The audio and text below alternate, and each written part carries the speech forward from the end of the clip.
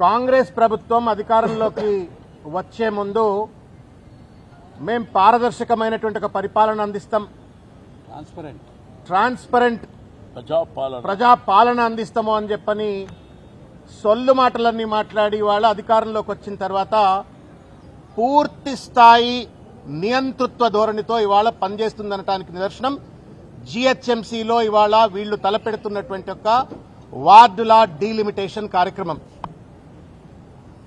ఎవరి ఇష్టానుసారంగా మన్మానిగా ఉన్న డివిజన్స్ తీసివేయటం గాని, కొత్త డివిజన్స్ ను కలపడం గాని రాజ్యాంగబద్దమైన ఒక ప్రక్రియ, ప్రజాస్వామ్యమైన ప్రక్రియ.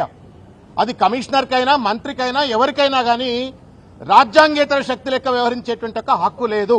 కానీ దురదృష్టం ఏంటి అంటే ఇవాళ జీహెచ్ఎంసీలో ఉన్నటువంటి అధికారులు గాని, లేకపోతే వాళ్లపైన సూపర్ బాస్ గా పనిచేస్తున్న రేవంత్ రెడ్డి మున్సిపల్ శాఖ మంత్రి గాని ఇవాళ కుట్రపూరితంగా, కుతంత్రం పూరితంగా ఇవాళ జీహెచ్ఎంసీలో కాంగ్రెస్ కు పట్టు లేదు కాబట్టి, ఇవాళ బీఆర్ఎస్ పార్టీని బలహీనపరచాలి కాబట్టి, వాళ్లకు అనుయూగులుగా ఉన్నటువంటి వాళ్లకు వెసులుబాటు కల్పించి వాళ్ళని గెలిపించాలన్న ఒక కుట్రతోటి ఇవాళ కనీస సాంకేతిక పరమైనటువంటి అవగాహన లేకుండా జీహెచ్ఎంసీ చట్టానికి తూట్లు పడుస్తూ ఇవాళ 300 వార్డులు అని చెప్పని వాళ్ళు డిక్లేర్ చేసినట్టు పరిస్థితి. మేము అడిగినాం, ఈ 300 వార్డులు ఎందుకు రావాలా, 270 ఎందుకు రాలే, 280 ఎందుకు రాలే, 350 ఎందుకు రాలేదు అంటే మేము జాగ్రఫీ అని అంటే వాళ్ళు గూగుల్ మ్యాప్లలో పెట్టుకుని ఇష్టం వచ్చినట్టుగా జాగ్రఫిక్ బౌండరీస్ ను డిఫైన్ చేసినారు కానీ they have not taken criteria of the population. అట్లా ఇష్టం వచ్చినట్టుగా 27 మున్సిపాలిటీలను అట్లనే నియంతృత్వ ధోరణితోటి దొడ్డిదారులా ఇవాళ జీహెచ్ఎంసీలో కలిపి ఆ 27 మున్సిపాలిటీలో ఉన్నటువంటి ప్రజలను నానా ఇబ్బందులకు గురి చేసినారు. ఇవాళ 300 వార్డులని చెప్పి ఇవాళ మొత్తం అల్లకల్లోలం చేస్తూ రాజకీయంగా పట్టు సంపాదించడం కోసం మొత్తం ప్రజాస్వామ్య స్ఫూర్తిని గండిగొట్టే ప్రయత్నం చేస్తా ఉన్నారు. నేను మిత్రులారా ఒక విషయం చెప్పదలుచుకున్నా. Rule 8 of section 8 rule 8 of delimitation rules అని చెప్పని మనకు జీహెచ్ఎంసీ యాక్ట్ లో 1996 జీహెచ్ఎంసీ యాక్ట్ రూల్స్ లో స్పష్టంగా ఉంది. మీరు కూడా మీడియా మిత్రులు చదవండి. స్పష్టంగా ఏం చెప్తుంది అంటే డీలిమిటేషన్ చేసేటప్పుడు తప్పనిసరిగా స్టేక్ హోల్డర్స్ అందరితో కన్సల్టేషన్ ప్రక్రియ చేయాలా. శాసన సభ్యులతో, శాసన మండలి సభ్యులతో, కార్పొరేటర్లతో అందరితో న్యాయబద్దమైన, రాజ్యాంగబద్దమైన, ప్రజాస్వామ్యబద్దమైన, పారదర్శకమైనటువంటి సంప్రదింపులు జరపాలా. నెంబర్ 1. నెంబర్ 2, ఒకవేళ గనక సంప్రదింపుల నేపథ్యంలో గనక ఏదైనా డీలిమిటేషన్ చేయాల్సిన పరిస్థితి వచ్చినట్టయితే ఆ ప్రపోజల్స్ ను ఒక అఫీషియల్ గా తయారు చేసి డ్రాఫ్ట్ ప్రపోజల్స్ అన్ని కూడా సర్క్యులేట్ చేసి ఉండాలా. దాంతో పాటు ఆ డీలిమిటేషన్ అయినట్టుగా వార్డుల యొక్క మ్యాపులు కూడా ఇవాళ ఏమి చేయలేదు. దొంగలు దేశాలు పంచుకున్నట్టుగా రాత్రులు అన్నట్టుగా ఒక గజెట్ పట్టుకొచ్చినారు. ఆ గజెట్ ను సర్క్యులేట్ చేసేసి 300 అయిపోయినాయి. మేము మళ్ళీ ఏదో రేపు కన్సల్టేషన్ పెడతామని చెప్పని తూతూ మంత్రం లెక్క వాళ్ళ తమాషాలు చేస్తా ఉన్నారు. కాబట్టి వాళ్ళ పెద్దలు గౌరవనీయులు తలసాని శ్రీనివాస్ యాదవ్ గారి యొక్క నేతృత్వంలో ఈ రోజు పెద్ద ఎత్తున కార్పొరేటర్లు, శాసనసభ్యులు, మాజీ మంత్రులు అందరూ కూడా వచ్చి ఈ రోజు రిప్రజెంటేషన్ ఇవ్వడం అయింది. మీరు రాజ్యాంగబద్దంగా పోతారా లేకపోతే రాచరికం లెక్క వ్యవహరిస్తారా అని చెప్పని వాళ్ళు మేము కమిషనర్ గారిని నిలదీయటం అయింది.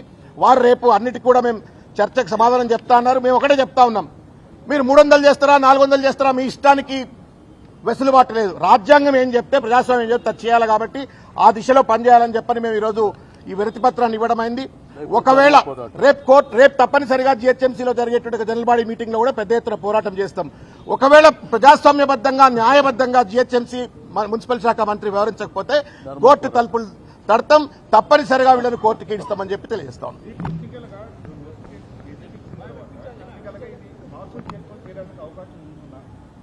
A gadget, if it is illegal, can be withdrawn.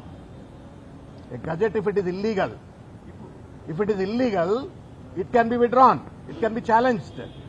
ఒకవేళ న్యాయబద్దమైనటువంటి గజెట్ కాకపోయినట్టయితే, రాజ్యాంగ నిబద్ధతతోటి కనుక ఆ గజెట్ తీసుకురానట్టయితే దాన్ని ఛాలెంజ్ చేయవచ్చు.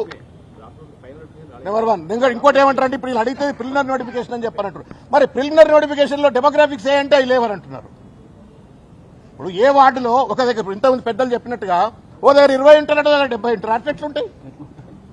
నువ్వు సైంటిఫిక్ గా చేసినట్టయితే CGG అని చెప్పని సెంటర్ ఫర్ గుడ్ గవర్నెన్స్ లో కూర్చొని వాళ్ళ కాళ్ళు గూగుల్ మ్యాప్లు పెట్టుకొని ఇష్టం వచ్చినట్టుగా ఇక్కడ వీడు ఉంటే వీడు ఓటు మన కావు, ఈ ఓటు అది కాదు అని చెప్పని ఇష్టం వచ్చినట్టుగా డిసైడ్ చేసుకొని ఇక్కడ వాళ్ళని అక్కడ వాళ్ళని ఇక్కడ చేసి వార్డులు డిసైడ్ చేస్తే ఎట్లయితుంది? How is this called as democracy?